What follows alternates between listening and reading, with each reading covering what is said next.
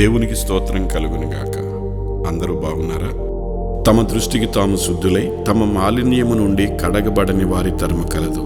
సామెతలు 30:12. స్వనీతిపరులు తామే నీతిమంతులమని, తాము చెప్పేదే చేసేదే సరైనదని అనుకుంటారు. వారి ప్రవర్తనను ఎవరైనా ప్రశ్నిస్తే వారు భరించలేరు. ఎదిరించి తమను తాము సమర్థించుకుంటారు. ఇతరులు తమను అర్థం చేసుకోలేకపోతున్నారని మాట మారుస్తారు. తాము పరిపూర్ణులమని భావిస్తారు. విమర్శకు తట్టుకోలేరు.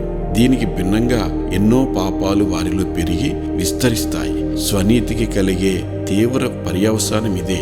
స్వనీతి పరులు సత్యాన్ని తృణీకరిస్తున్నారంటే సత్యమైన యేసును తృణీకరిస్తున్నారన్నమాట.